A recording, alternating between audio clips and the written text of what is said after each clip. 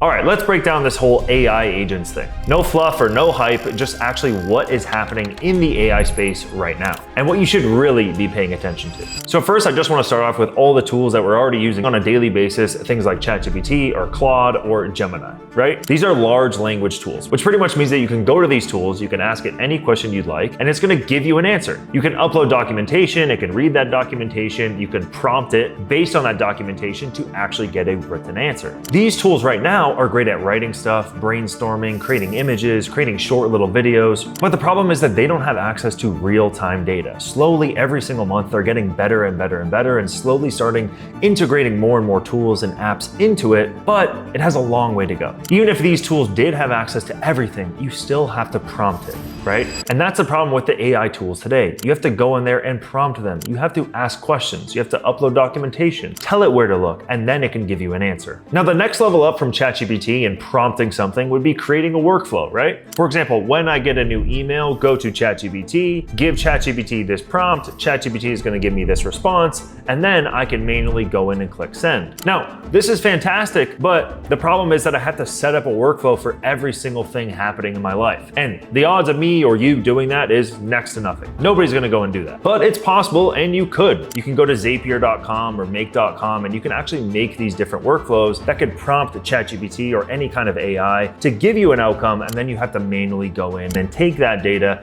to actually implement it. Now, the problem is that most people, when they refer to AI agents, are just talking about that. They're just talking about an AI workflow in their business or in their personal life. To me, that's not a freaking AI agent. An agent to me is like a human being. They can look at a data set, they can figure out what's wrong, they can figure out what to do next. They can actually click send. They can look at responses, they can re-respond, they can come up and tweak their language based on data and based on what's working better. To me, that's an AI agent. But most people, when they refer to AI agents today, are referring to an AI workflow, which is just complete bullshit. What I think is coming next is I think ChatGPT and all these other AI tools are gonna actually charge you $2,000 to $3,000 per month for an AI agent, a full-time employee for your personal life or for your business. What this person is gonna do business-wise, they can go into your CRM, they can find dead leads, they can reach out to them via text and email and phone call. They can set up appointments for your sales team on the calendar. They can follow up with them until they close. Then they can learn from those closes to figure out what worked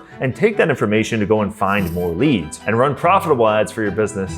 You get the gist? So hopefully you understand where I think AI agents are going to go. Now, for your personal life, there's so many things that an AI agent could do for your personal life as well. For example, the AI agent could have access to all of your emails. It could read your email. It could set up things on your calendar. It could call the dentist every 6 months to set up your appointment. It could make sure your kids are enrolled in school. It could make sure you're paying for your car insurance. It can have access to all accounts for your personal life, for you and your family and your kids, for your spouse, for everybody. It can have access to everything and put it all in one succinct place. A personal assistant for you and your family to make sure that stuff is getting done. Now that sounds pretty sweet, right? This is kind of like an AI assistant almost. You know how they're gonna have the robots in your house and you're gonna have to spend 20, 30, 40 grand to do physical stuff? I think AI agents are gonna be more of a cloud-based assistant that's gonna help you with everything technology-wise, where you're only gonna see the top priority emails, you're gonna respond to those or respond to the AI, it's gonna learn you and your family, and it's gonna be able to respond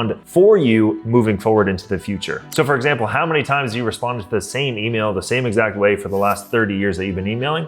Probably hundreds and hundreds of times. Now moving forward, imagine if you had an AI bot plugged into your Gmail. That AI agent is gonna learn about you and how you respond to those types of emails, and it's gonna be able to do that for you indefinitely. So that's where I think the AI agents is going. I think a lot of people are using the word AI agent right now, but it's completely bullshit because they're just referring to workflows that are made in Zapier or make.com, which helps a little bit, but I would just call that a workflow. I wouldn't call that an AI agent. So hopefully what we'll see in the next 3 to 6 months is different companies, Google or ChatGPT or Gemini, coming up with their own version of AI agents. I think it's going to be very, very expensive, but it's going to start to replace the executive assistant or the at-home assistant or the personal assistant, whatever you want to call it. It's going to start replacing those folks because it's going to have access to everything at all times. It can't steal your password, can't steal your financial data, and it's going to be working 24/7. So with that being said, if you do want to leverage more AI in your business or personal life, go to Zapier.com, go to make.com, build some workflows for yourself. If you can come up with those ideas, stay abreast for ChatGPT and all the different things that it's putting into its program. Right now, I think they just added Google Docs and Gmail and HubSpot into its actual software, so you can start getting that data in there. But I think we're gonna start to see more and more of the AI autonomous agent in your personal life and your business. So stay tuned for that. Thanks so much for staying till the end of the video, and I'll see you on the next one.